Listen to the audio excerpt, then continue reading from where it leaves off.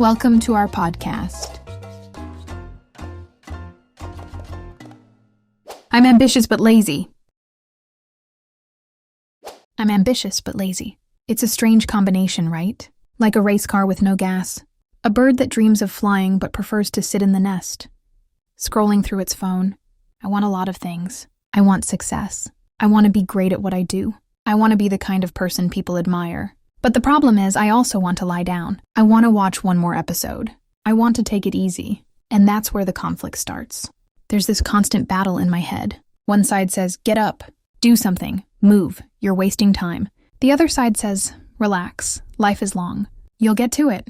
And for years, I listened to the second voice a little too much. I told myself I worked best under pressure, that I just needed the right mood, the right moment, the right inspiration. But the truth is, inspiration is a terrible employee. It shows up late, it leaves early, and half the time, it doesn't even do its job.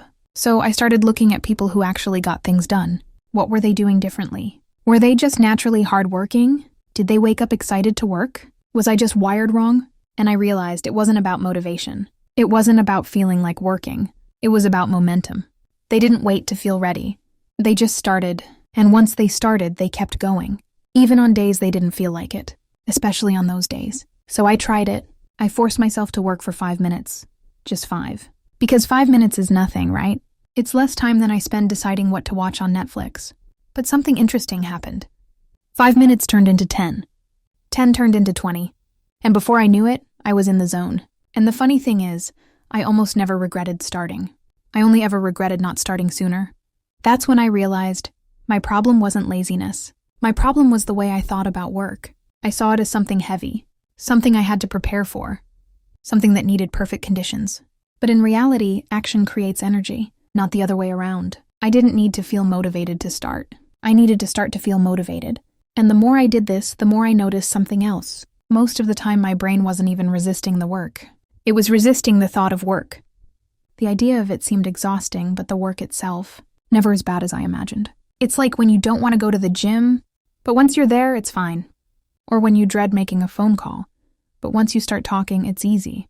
The hardest part is always before you begin. So I stopped waiting for the perfect moment. I stopped telling myself I needed to feel ready. I started treating work like brushing my teeth, something I do, whether I feel like it or not.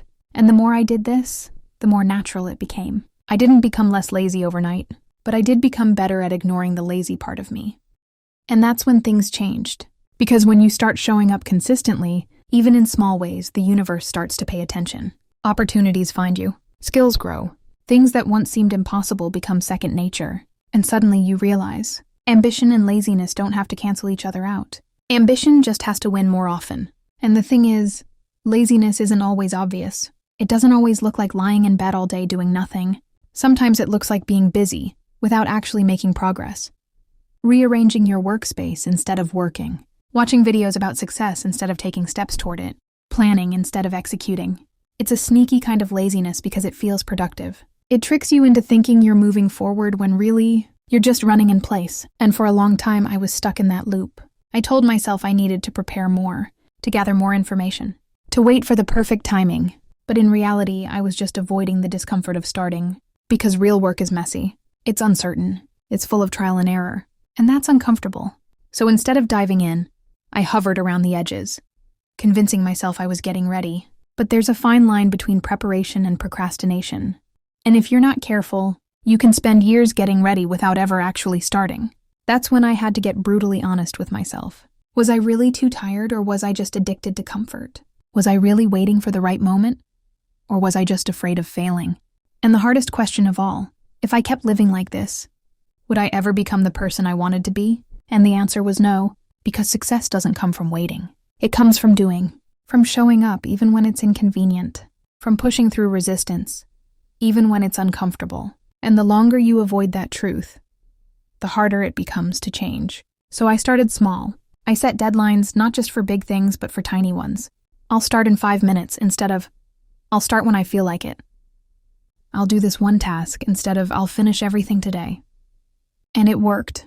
Because the moment I removed the option of waiting, my brain stopped looking for excuses. It just did the thing, and that was all it took to break the cycle. The funny thing is, once you start seeing progress, laziness stops feeling good. The comfort of doing nothing loses its appeal. Because suddenly, you've tasted something better. Momentum. Growth. The quiet pride of knowing you showed up when you didn't have to. And that feeling? That's addictive in a way laziness never was. I used to think ambition and laziness were enemies, that you had to kill one to let the other survive. But now, I see it differently. Laziness isn't a wall, it's a test. It's the friction that makes achievement meaningful, because if success were effortless, it wouldn't be satisfying. The struggle is what gives it value, so if you're ambitious but lazy, you're not broken. You're just human. The key isn't to wait until you feel different. The key is to move despite the resistance, to start, even when you don't want to, and to keep starting, over and over, until ambition becomes stronger than the habit of hesitation. Because in the end, ambition doesn't have to be louder than laziness. It just has to win a little more often. And here's something I realized. Laziness isn't even the real problem. The real problem is inertia. It's the heaviness of standing still. It's the way doing nothing makes doing something feel 10 times harder. Because when you've been stuck for a while, even the smallest action feels like pushing a boulder uphill. And that's where most people give up. Not because they don't care. Not because they're incapable. But because they don't know how to break that initial resistance. I used to think I needed a huge burst of energy to get started. That I needed to feel inspired, or motivated, or desperate enough to finally take action. But I was wrong. What I needed wasn't a surge of energy. It was a spark. A single step. Because action, no matter how small, has a way of undoing inertia. The second you move, the weight of inaction starts to break apart. And the more you move, the lighter everything becomes. It's like riding a bike. The hardest part is getting started. That first push on the pedals feels slow, unsteady. But once you build momentum, it's easier to keep going than to stop. The effort becomes automatic. That's what I needed to learn. Not how to stay motivated, but how to get myself moving even when I didn't want to. And here's the trick. I stopped thinking in terms of effort. I started thinking in terms of identity. Instead of saying, I have to work on this, I said, I'm the kind of person who works on this. Instead of, I need to be productive, I told myself, I'm the kind of person who shows up for my goals. And the moment I shifted my focus from what I had to do to who I wanted to be, everything changed. Because discipline isn't just about what you do. It's about how you see yourself. If you see yourself as someone who struggles with laziness, you'll keep reinforcing that story. But if you start seeing yourself as someone who follows through, you'll start acting like it, even on the days you don't feel like it. And the best part? It compounds. The more you act in alignment with the person you want to be, the more natural it becomes. You stop needing motivation. You stop needing to hype yourself up. You just do it because that's who you are now. And once you reach that point, laziness loses its grip on you. Not because you've gotten rid of it entirely, but because you've stopped giving it control. There's a quote I think about a lot. The pain of discipline weighs ounces. The pain of regret weighs tons. And it's true. Every time I avoided work, I thought I was choosing comfort. But in reality, I was choosing the heavier burden. The burden of knowing I could have done more.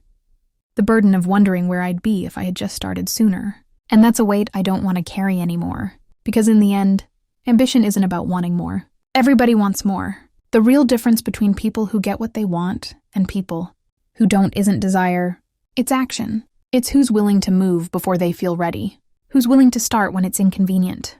Who's willing to push through, even when every part of them wants to take the easy way out. So if you're ambitious but lazy, you don't have to wait until you're a different person. You don't have to wake up one day magically full of energy and drive. You just have to start. Not big, not perfectly, just enough to break the cycle. Because once you do, something incredible happens. Laziness stops being a personality trait. It stops being part of your identity. It just becomes a habit you outgrew. Thanks for your time. If you found this video helpful, don't forget to hit the subscribe button and give it a thumbs up. Also, feel free to share your thoughts or any questions you have in the comments below.